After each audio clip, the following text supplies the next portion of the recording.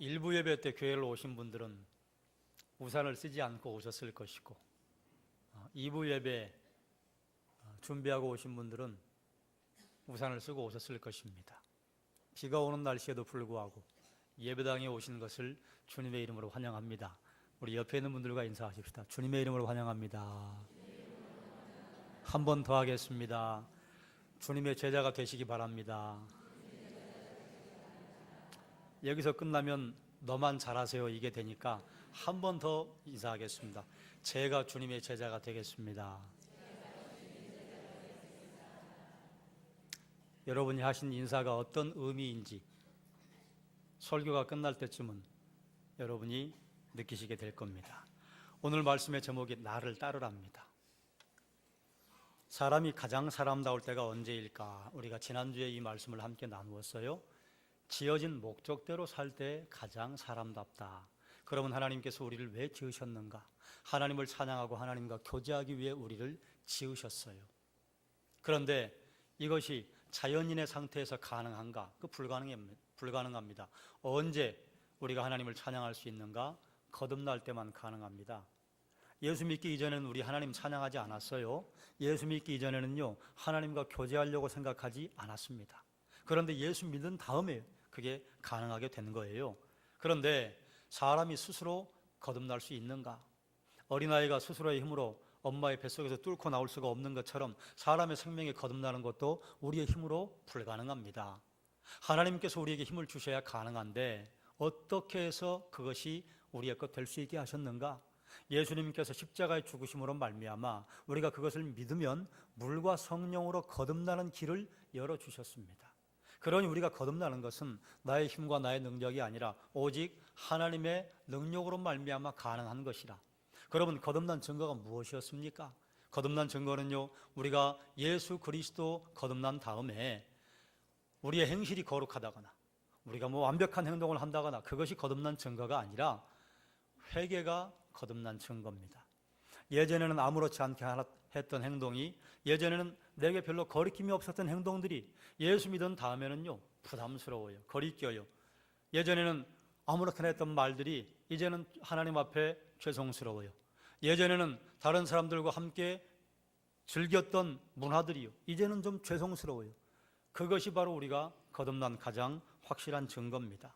거듭난 사람은 더 이상 자기를 추구하지 않습니다. 예수님에게 자기를 던져요. 왜 던져요? 썩으라고 던지는 거예요. 썩겠다고 던지는 겁니다. 그래서 예수를 위해 살아요. 거듭난 사람은요, 하나님이 주시는 온전한 자유를 누리며 살게 됩니다. 사람이 진정한 자유를 누리고 살 때 그때가 바로 가장 사람다운 거예요. 그러니 가장 사람다울 때는요, 거듭난 사람에게만 가능한 것입니다. 자, 그러면 이것이 우리가 지난주에 함께 살폈던 말씀인데, 거듭난 사람에게 정말 필요한 게 있습니다. 그게 뭔가? 거듭난 사람에게 꼭 필요한 것이 무엇인가? 여러 가지가 있을 수 있겠지만요, 오늘 그 중에 한 가지를 함께 나누려고 합니다. 사람은 이 땅에 태어나면서부터 반드시 누군가를 따라합니다. 엄마를 따라하고 아빠를 따라해요. 그러니까요, 아이가 태어난 다음에 엄마와 아빠를 모방하면서부터 아이의 인격과 아이의 성품 또 아이의 학습 능력이 생겨나고, 엄마 아빠를 모방하면서 이 아이는 이 세상을 살아갈 힘을 만 24개월 안에 다 끝낸다고 하잖아요.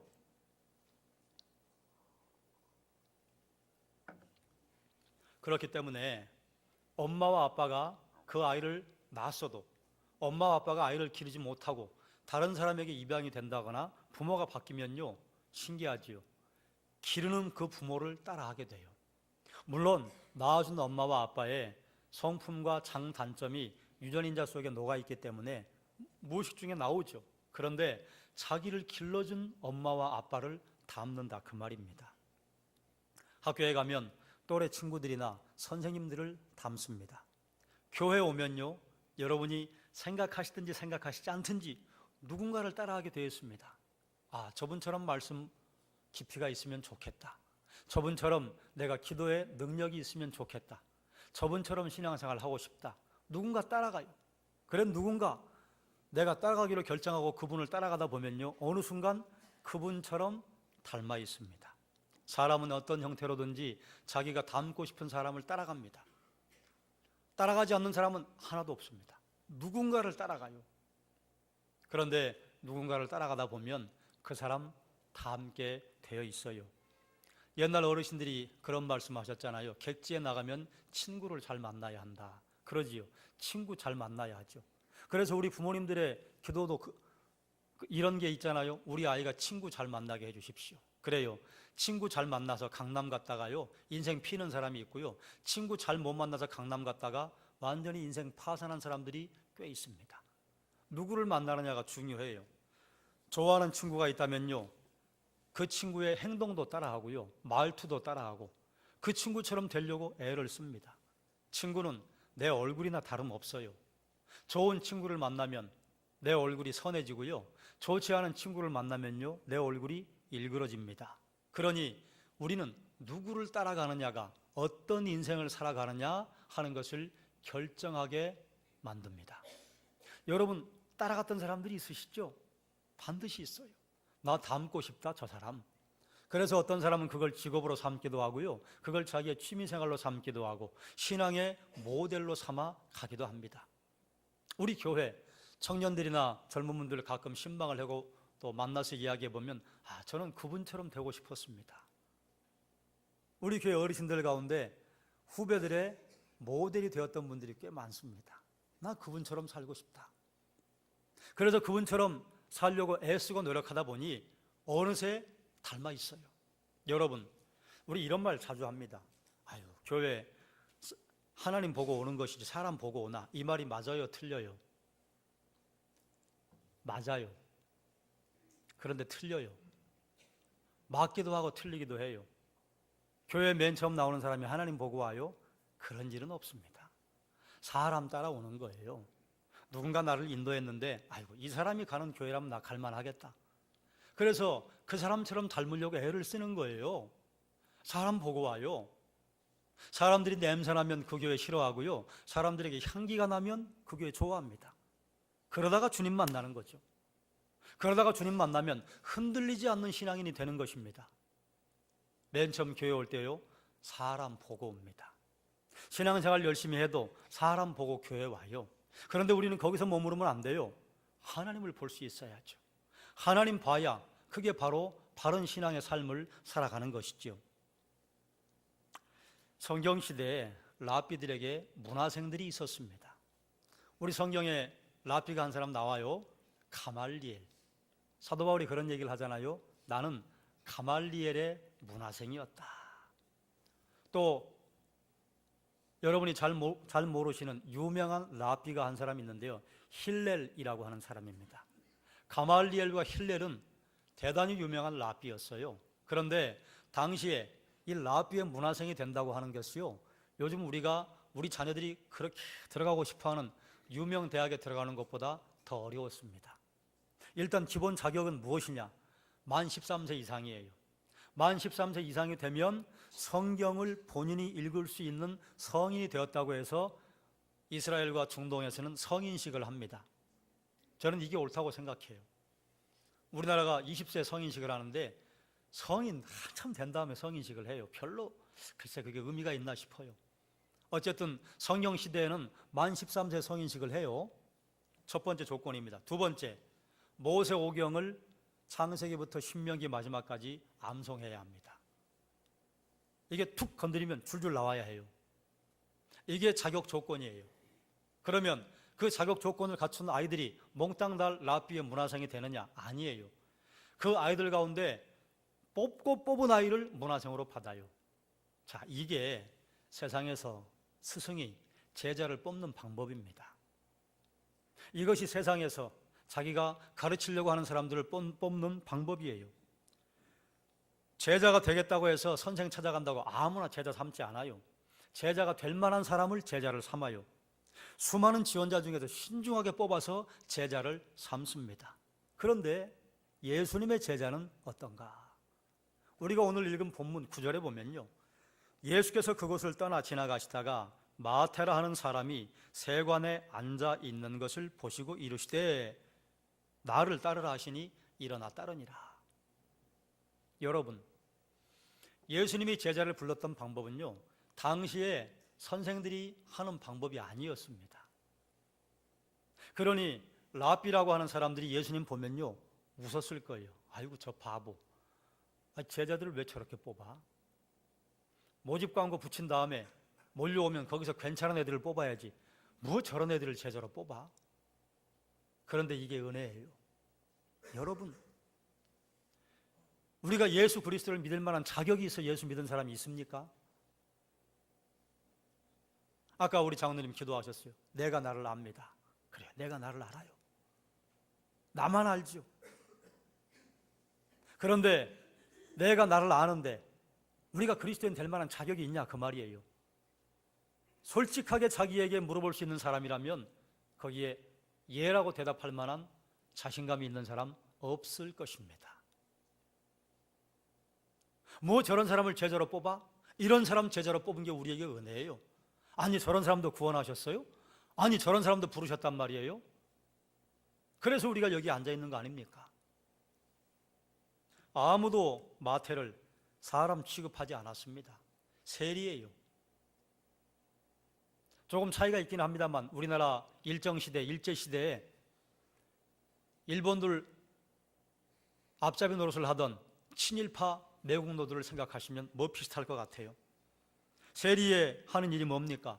동족들에게 세금을 걷어서 그 세금의 일정액은 로마 정부에 바치고 나머지는 자기가 차지하는 거예요. 그러니 많이 거둘수록 자기께 많아져요. 세리들이요, 세금을 거둘 만큼만 거둔 게 아닙니다. 필요 이상으로 거두었어요. 필요 이상으로 거두는 게 다 자기 민족들의 고효를 빠는 거 아닙니까? 그러니 그런 세리를 누가 좋아해요? 돌아서면 손가락질하는 게 세리예요. 그래서 예수님 시대에 바리새인과 세리가 함께 가서 기도하면 바리새인 자기들이 못됐음에도 불구하고 아이고 저는 저 세리 같지 않은 걸 감사하게 생각합니다. 세리들은 공경하게 수많은 사람들에게 손가락질 당하는 대상이었다 그 말이에요. 아무도 세리에게 다가가서 말 걸지 않아요. 왜요? 괜히 그 사람하고 말 걸었다가 다른 동족들에게 너 세리하고 친하니? 이렇게 하고 왕따 당할 가능성이 많아요. 그리고 그뿐만 아니라 괜히 세리에게 잘못 가서 얘기했다가 얼른 지나갈 거 괜히 꼬투리 잡혀가지고 그거 하나 더 있네? 세금 더 내야지. 세금 더 물릴까 봐 말도 않고 지나가는 사이가 세리예요. 그런데 그런 세리에게 예수님이 다가갔다 그 말이에요. 가실 뿐만 아니라 나를 따르라. 아무도 자기 제자 삼고 싶지 않은 사람에게 예수님이 오셨어요.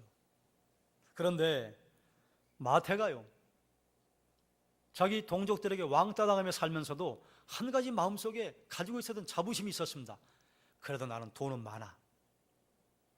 나는 돈은 물수도 있을 수 있어.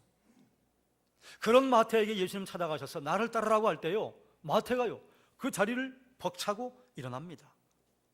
마태가 세관에 앉아 있으면 최소한 돈 걱정은 하지 않고 살 거예요.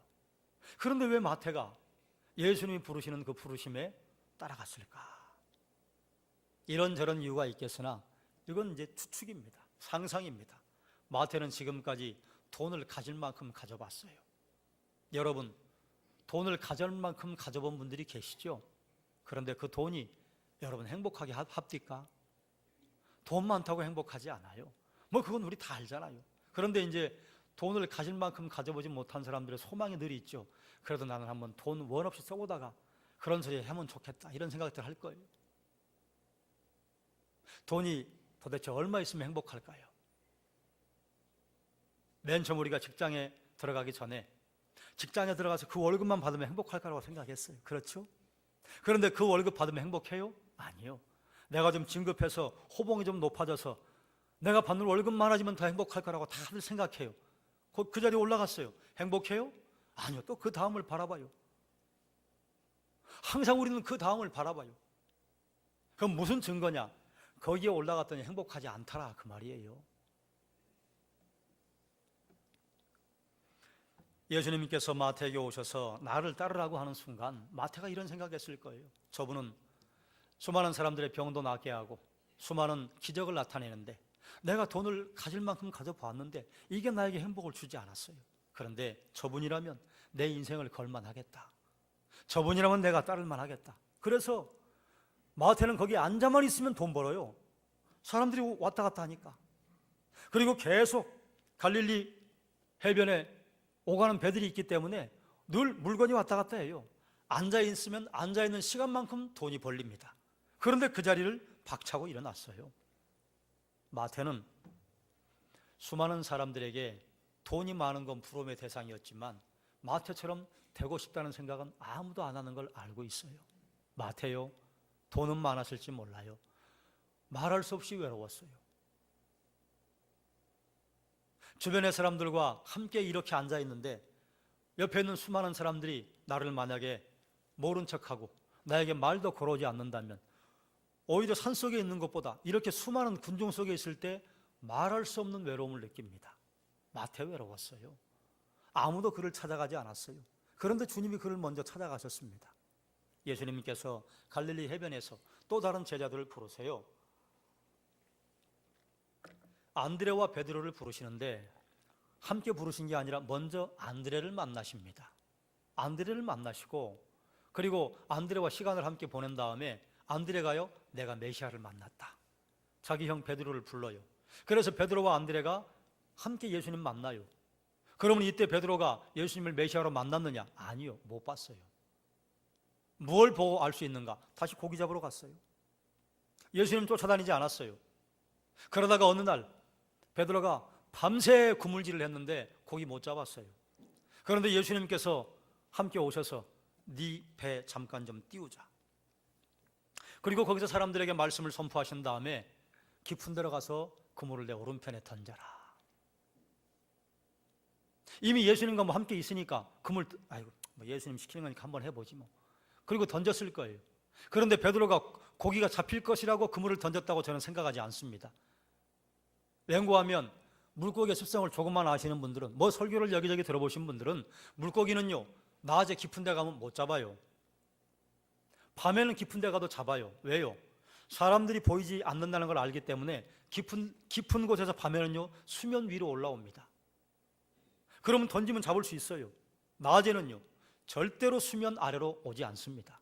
깊은 곳으로 가서 숨든지 아니면 수초가 있거나 바위가 있는 바위 아래 숨어요. 안 돌아다녀요 낮에는. 그런데 환한 대낮에 더 깊은 데로 가재, 더 깊은 데로 가서 그물 던지라? 이건요 베드로 생각할 땐 예수님이 뭘 몰라도 한참 모르시지. 아이 환한 대낮에 깊은 데서 무슨 고기를 잡아? 그런데 예수님이 랍비잖아요. 아직 메시아로 만나진 못했어요. 그 예수님 시키시니까 한번 해보는 거예요. 이미 배는 띄웠겠다. 배도 이미 갈릴리 바다에 떠 있겠다. 던졌더니 그물이 찢어질 만큼 잡혔어요. 그러면 이런 일이 생기면요 춤춰야 됩니다. 아 오늘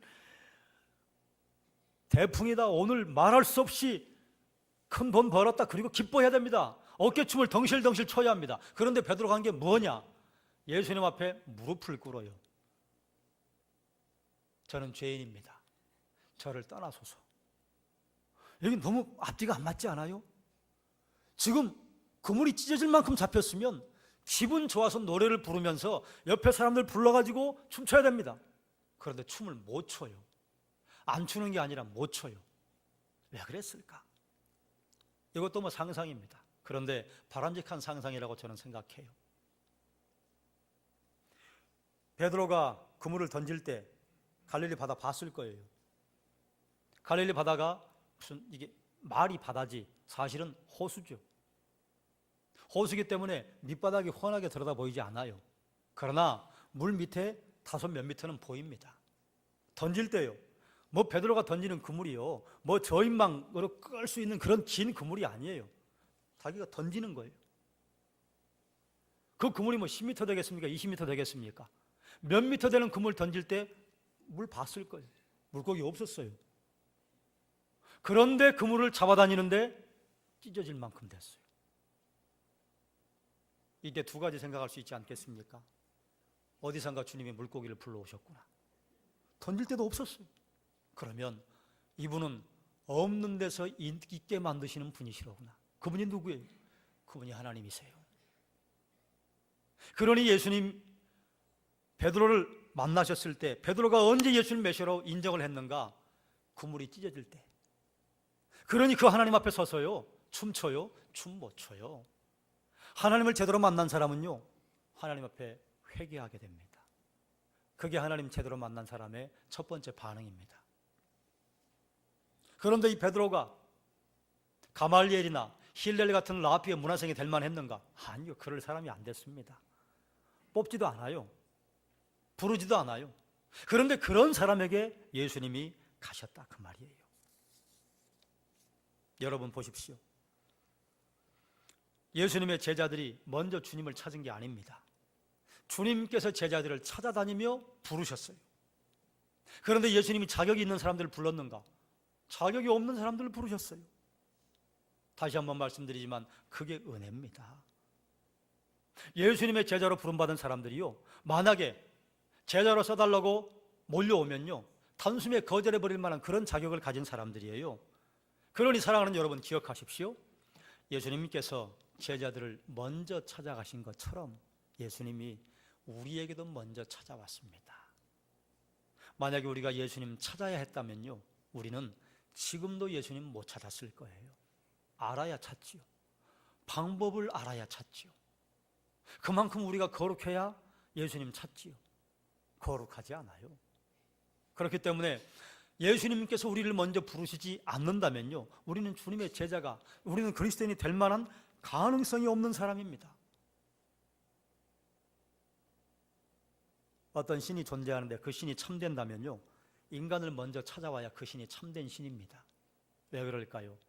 신이 찾아오지 않는다면요, 인간은 신을 알 만한 길이 없습니다.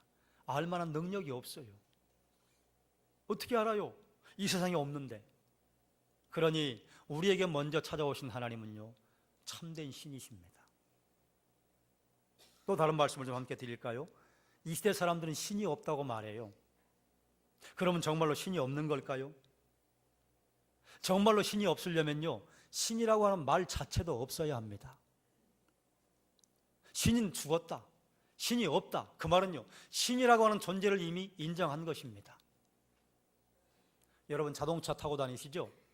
현대 자동차에서 차를 만들었습니다. 그럼 이름을 붙이지요. 제네시스, 에쿠스, 소나타, 아반떼 붙일 거예요. 그런데 만들지도 않았는데 이름을 붙일 수 있어요? 계획하지도 않았는데 이름 붙일 수 있어요? 이 세상에 이름이 있다고 하는 것은요, 존재한다고 하는 증거입니다. 여호와, 이름을 주셨다고 하는 것은요, 내가 존재한다. 사람들이 신이라고 하는 이름을 부르는 것 자체가요, 신이 존재한다고 하는 것을 전제하는 것입니다. 그런데 신이 없어요? 신이 없다고 하는 사람들의 민마음은 뭡니까? 내가 이해할 수 있고 내 손으로 만질 수 있는, 나에게 만족을 주는 신이 없다, 그 말이에요. 그러면 그 사람들이 신이 없어요? 아니에요. 무신론자들은 그 스스로가 신이 됩니다. 좀 겸손한 사람은요, 특별한 사상을 신으로 삼아요. 어떤 물질을 신으로 삼아요. 신이 없는 게 아니에요. 그들이 만들어낸 신을 신으로 섬길 뿐이에요. 그렇기 때문에 기억하십시오. 하나님께서 우리에게 먼저 찾아왔다고 하는 것은요, 하나님 그분이 참된 신이라, 그 말씀이에요. 예수님께서 제자들을 먼저 찾아가셨습니다. 그리고 제자들을 부르셨듯이 지금도 우리를 주님께서 찾아오시고 부르셔요. 그래서 여러분 여기 앉아 계신 것입니다. 누가 우리를 전도해서 교회에 왔나요? 그래요. 누가 우리를 인도했어요. 그걸 전도라고 하는 것은요, 좀 죄송스러운 말이에요. 인도한 거예요. 인도했는데 그 사람이 인도해서 왔어요? 아니에요. 그 사람이 인도하고 갈 때 이미 하나님께서 그 사람의 마음을 감동을 시키신 거예요. 누군가의 마음을 감동을 시키신 거예요. 가난한 마음을 주신 거예요. 그래서 교회 생각하고 있었는데 누군가 와서 건드린 겁니다. 이미 주님께서 우리를 먼저 찾아오셔서 우리가 주님께로 나오게 되었다, 그 말이에요. 여러분, 주님이 여러분을 부르셨던 음성을 기억하십니까? 지금도 주님의 음성을 듣고 계십니까? 아니, 지금도 주님이 우리를 부르신단 말입니까? 예, 지금도 부르세요. 그럼 왜 우리가 못 들을까요? 우리가 못 듣기 때문에 못 듣는 거, 이게 무슨 말이냐? 우리가 못 듣기 때문에 못 들어요. 성경을 보십시오. 성경은요, 우리를 부르시는 하나님의 음성으로 가득 차 있습니다. 오늘 본문을 볼까요? 예수께서 그곳을 지나가시다가 마테라 하는 사람이 세관에 앉아있는 것을 보시고 이르시되 나를 따르라 하시니, 예수께서 그곳을 지나가시다가 상규가 앉아있는 것을 보시고 이르시되 나를 따르라 하시니, 여기에 여러분의 이름을 넣을 수 있어요. 여호와는 나의 목자시니 내가 부족함이 없으리로다. 여호와는 상규의 목자가 되시니 상규가 부족함이 없으리로다. 성경이 1차적으로는 이 말씀을 듣는 사람들에게 주시는 음성입니다. 그런데 그건 그들의 것으로 끝나나요? 아니요, 내 것이에요. 그러면 그들에게 주셨던 그 말씀을요, 내 것으로 받을 수 있어야 합니다. 예수님께서 나를 따르라고 수없이 부르세요. 그런데 못 들어요. 언제 듣는 줄 아십니까? 고난에 빠지면 들려요. 병에 걸리면 들려요. 부도가 나보면 들려요. 자녀들에게 어려운 일이 생겨서 무릎을 꿇을 수밖에 없으면 들려요. 이때 공통적인 특징이 뭔지 아십니까? 마음이 가난해지면 들려요. 그래서 심령이 가난한 자는 복이 있나니 천국이 저희 것이며, 마음 가난해지지 않으면요, 아무리 주님께서 우리를 불러도 못 들어요. 왜요? 거기에 귀를 기울이지 않으니까요. 마음 가난해지면요, 틀립니다.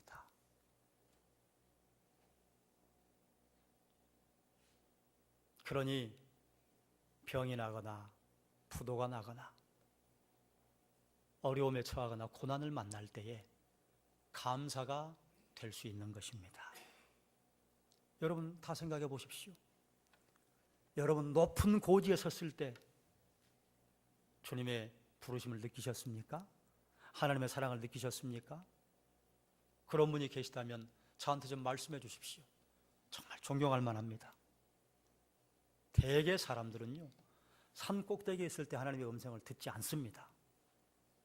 계곡에 빠졌을 때 그때 들어요. 계곡에 빠졌을 때 하늘을 쳐다봐요. 그러니 항상 기뻐하고 범사에 감사할 수 있는 것입니다. 여러분, 그래서 저는 여러분에게 묻습니다. 여러분을 부르시는 주님의 음성을 들으셨습니까? 지금도 주님의 음성을 들으십니까? 그래, 어떻게 하셨습니까? 예수 이름을 따르십니까? 아니면 아직도 그 자리에 그대로 앉아 계십니까? 주님의 음성을 듣는다고 해서 모두 주님을 따르는 건 아니에요. 베드로가 그랬어요. 안드레 자기 동생은 예수님 메시아인 걸 발견했어요. 그런데 베드로는요, 못 봤어요.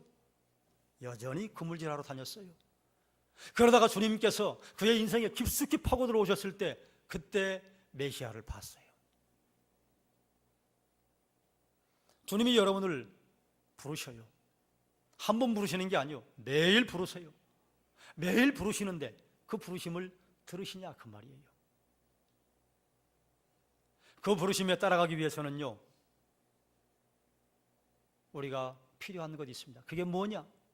어떻게 주님을 따라야 할 것이냐? 사람들은 권력을 가진 사람과 재산을 가진 사람들을 본능적으로 따라갑니다. 어떤 사람들은 그를 대신해서 감옥에 갈 각오까지 하고 충성해요. 실제로 감옥에 가기도 해요. 그런데 감옥에 가는 대신 대가가 주어집니다. 감옥에 가는 만큼 대가를 줘요. 어떤 사람은 가문이 평생 먹을 만한 대가를 줘요. 그러니까 감옥까지 갔어요. 그런데 가끔 사단이 벌어지는 게 언제 일어나느냐? 감옥까지 가 주었는데 먹고 살 돈을 안 주네. 그러면 어제까지 충성했던 사람이요, 오늘은요, 물어뜯겠다고 사냥개로 변합니다. 안 그래요?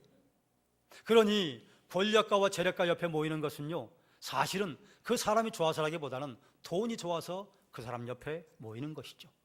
권력이 주는 돈이 좋아서 그 사람 옆에 모이는 것이죠. 때로는 유명 연예인을 좋아하는 사람들이 있습니다. 연예인이 가는 곳, 연예인이 좋아하는 음식, 연예인이 좋아하는 옷, 자기도 막 사입고 그 장소 가고 따라다녀요. 쫓아다녀요. 그럼 왜 그렇게 좋아할까요? 내 마음에 맞으니까. 사실은 그 연예인이 좋아해서 쫓아다니는 게 아니에요. 내 마음에 맞으니까 쫓아다니는 거예요. 그걸 뭘 보면 알 수 있느냐? 연예인이 자기가 좋아하는 취향을 버렸다든가 아니면 뭐 구설수에 올랐다든가 그러면요, 순식간에 안티 세력으로 바뀌어버립니다. 자기 좋아서 쫓아다닌 거예요. 이런 사람들을 뭐라고 해요? 팬이라고 합니다. 팬은요, 헌신적입니다. 열광적입니다. 때로는 목숨을 바치기도 해요. 그런데 마음 바뀌면요, 무시무시하게 돌변합니다. 우리가 예수님 따를 때 어떻게 따라야 되느냐? 우리가 팬이 되어서 따르면 안 됩니다. 팬은 어떤 사람일까요? 이 말씀은 나에게 너무 좋아. 아멘. 저 말씀은 어쩌면 말씀이 있다일까? 말씀 보지도 않아요. 묵상하지도 않아요. 어떤 말씀은 내가 취하고 어떤 말씀은 버리면요, 우리는 팬입니다. 왜요? 내 마음에 좋아서 쫓아다니는 거예요. 예수님을 쫓았던 제자들의 공통적인 특징이 있습니다. 뭡니까? 버리고 예수님 따르니라. 버려야 해요.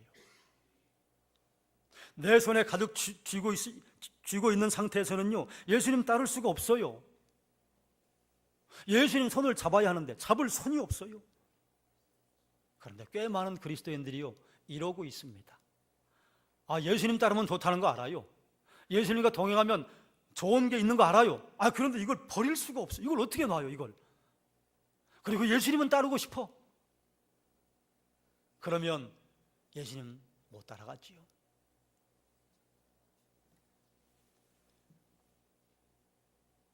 여러분은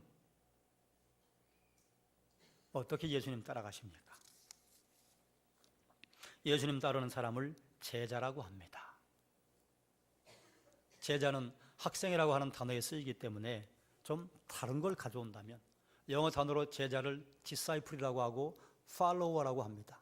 disciple은 예수님의 제자들, 그리고 그 다음에 또 하나 뜻이 있어요. 사숙하는 사람. 예전에 우리 유명한 선생님에게 가서 사숙하는 그런 제도가 있었잖아요. 예수님과 함께 거하는 거예요. 예수님 우리를 사숙하는 제자로 부르셨어요. 어떻게 해요? 내가 네 안에, 네가 내 안에.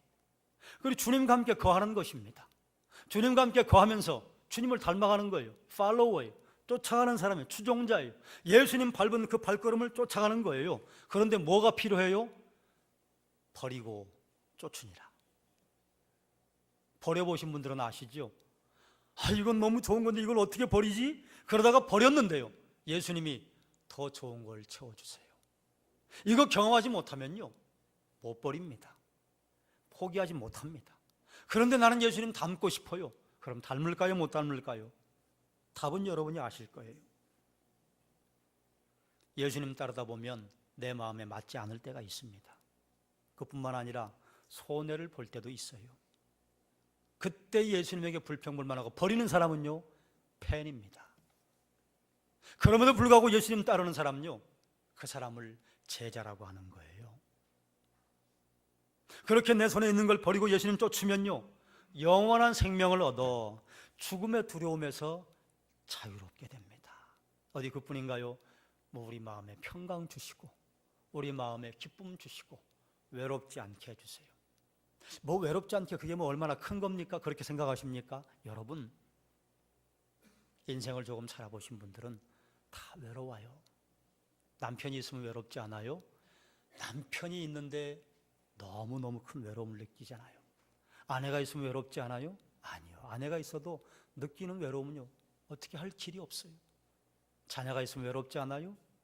오히려 그 자녀 때문에 마음의 외로움을 너무 많이 느껴요. 부모가 있으면 외롭지 않아요? 아니요. 부모님 계셔도요, 외로움을 느낄 때는요, 피할 길이 없어요. 그러면 부모님이 필요 없다는 이야기인가? 남편과 아내가 필요 없다는 이야기인가? 아니에요. 정말 필요하죠. 정말 필요해요. 그런데 우리 인생의 근본적인 문제, 근본적인 고독감, 근본적인 외로움은요, 남편이 있다고 해결되는 게 아니에요. 아내가 있다고 해결되는 게 아니에요. 그건 주님이 내 마음에 들어오셔야만 해결이 되는 것입니다. 주님 우리와 함께 동행하면 외롭지 않아요. 친구가 있어도 외롭고요, 가족이 있어도 외로워요. 그런데 주님이 함께 하시면 기쁨과 감사가 넘쳐나게 해주신다, 그 말입니다. 이걸 어디 가서 얻어요? 이걸 누가 줄 수 있어요? 아무도 못 줘요. 돈이 있으면 얻을 수 있어요? 건강이 있으면 얻을 수 있어요? 아니에요. 이건 주님께서 내가 너희를 버리지 않고 너희를 떠나지 않겠다 하신 그 약속을 우리가 붙잡을 때만 내가 되는 것입니다. 그러니 사랑하는 여러분, 여러분에게 묻겠습니다. 여러분, 팬으로 예수님 쫓아갑니까? 제자로 쫓아갑니까? 여러분 마음에 흡족함이 있어서 예수님 쫓아갑니까? 여러분 마음에 흡족함이 없다 할지라도 그럼에도 불구하고 예수님 쫓아가십니까? 누가 제자인지 제가 꼭 말해야만 아는 게 아니지요. 그러니 여러분 진단해 보세요. 여러분 팬이에요, 제자예요? 수많은 사람들이 교회를 걱정해요. 그리스도인들을 걱정해요. 누구 때문에 걱정할까요? 제자 때문에 걱정하는 거 아니에요. 팬이 너무 많아서 걱정하는 거예요. 팬은요, 좋을 땐 좋아요. 마음 바뀌면요, 죽이겠다고 덤벼들어요. 그리스도인이요, 좋을 땐 좋아요. 얼굴에 미소를 띠고 살아요. 그런데 마음 바뀌면요, 세상에 안 믿는 사람이나 똑같아. 그래서 교회를 믿지 않는 사람들이 걱정하는 것이 옳시다. 이건 간단하게 넘어갈 문제가 아니에요. 여러분 팬이요, 제자요? 팬이라면 회개해야 합니다. 제자라면 제자가 될 만한 것이 좀이라도 있다면 하나님 감사해요. 말씀을 정리하겠습니다. 거듭난 사람에게 필요한 것이 무엇이 있을까요? 제가 이렇게 질문을 하고 설교를 시작을 했습니다. 결론부터 말씀드리자면 예수 따라가는 것 필요한 거예요. 거듭났는데 예수 안 따라가는 사람 많아요. 거듭났는데 예수 없이 사는 사람들이 꽤 많아요. 거듭난 사람이요, 정말로 거듭난 사람의 향기를 날리려면요, 예수님 따라가야 합니다. 그럼 예수님 따르는 걸 뭘로 알 수 있을까요? 내가 어제 하루, 지난 한 주간 내 입에서 무슨 말이 주로 나왔는가? 예수 따른다고 하면서 입만 열면 돈이 나오는 사람이 있어요. 예수 따른다고 하면서 입만 열면 인류대학에 나오는 사람이 있습니다. 예수 따른다고 했는데 입만 열면 주식이 나오는 사람이 있어요. 예수 따른다고 했는데 입만 열면 골프가 나오는 사람이 있습니다. 누가 주인입니까? 예수가 주인이에요? 이건 하나님 앞에 깊이 기도할 것도 없어요. 내가 무슨 말을 주로 하는가? 어디에 시간을 많이 쓰는가? 나는 어디에 관심이 많은가? 그게 주인이지요. 그러면 이제 다시 묻겠습니다. 여러분 제자로 살고 계십니까? 제가 제자로 살겠습니다, 이 말에 자신 있게 말할 수 있습니까? 제자로 사시기 바랍니다.